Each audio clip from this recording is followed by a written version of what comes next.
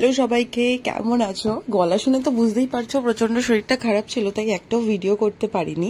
তবে এখন অনেকটাই ভালো আছি। কিন্তু সব থেকে মজার ব্যাপার হচ্ছে পুজো তো চলেই এলো। ছোটদের যেমন স্কুল বন্ধ, আমাদের আবার অফিসের কাজ বন্ধ। সারাক্ষণ এই কম্পিটিশন সেই কম্পিটিশন। ভীষণ ভালো লাগছে এই কটা দিন অফিস যেতে। তো আজকে ছিল আমাদের আলপনা কম্পিটিশন, আর আইটি ডিপার্টমেন্টের প্রত্যেকটা মেয়ে এখানে বসে পড়েছিল আলপনা দেওয়ার জন্য। আলপনা দেওয়ার নামে এই যে কাজের ফাঁকি, এটা বেশ ভালোই লাগে। তো আমাদের যেটা থিম ছিল সেটা হচ্ছে এক সাইডে মা দুর্গাকে আঁকা আর আরেক সাইডে একটু ভালো করে আলপনাটা দেওয়া।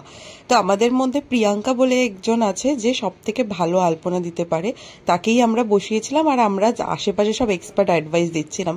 সত্যি কথা বলতে কেউই জানি না খুব একটা ভালো, ও কিন্তু খুব ভালো পারে। দেখো তো ও করেছে এটা কতটা সুন্দর আর কতটা নিখুঁত করেছে, মানে আমরা তো ভাবতেই পারছিলাম না এতটা ভালো আসবে। আর সেটার জন্য আমরা প্রাইজও পেয়েছি।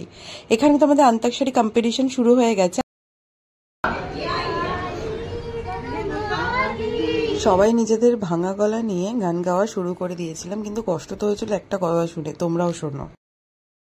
Thank you so much.